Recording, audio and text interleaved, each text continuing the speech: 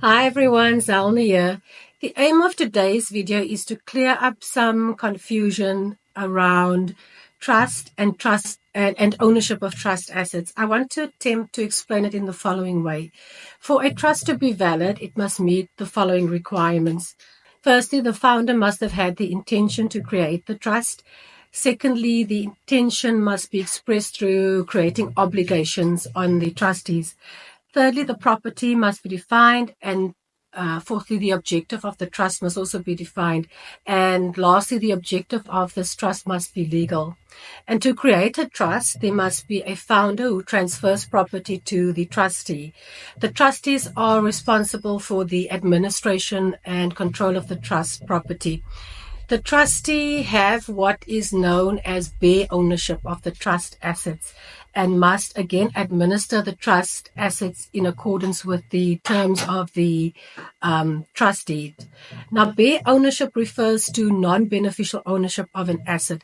This means that although the trustee has legal ownership of the asset, he or she does not have the right of enjoyment of that asset.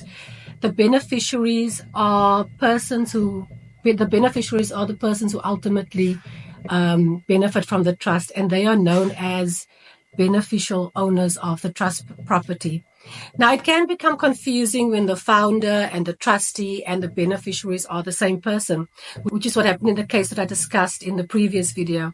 Now, this is not illegal. However, in these instances, creditors or third parties can apply to the court to investigate the form of the trust. And there have been instances where the court have found that, it was not the intention of the founder to create a trust, but rather wanted to create the appearance of a trust to gain some sort of benefit or advantage. Now, in these instances where there was no intention to create a trust, the courts have ruled that what was created was a sham trust, and therefore it wasn't a valid trust.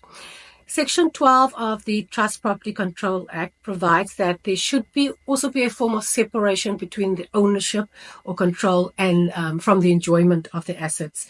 Now, courts have noted that where there is no functional separation between ownership and enjoyment of trust assets, abuse is very likely to occur. And this is because there's no distinction between the responsibilities of the trustees and the trustees' expectation as a beneficiary.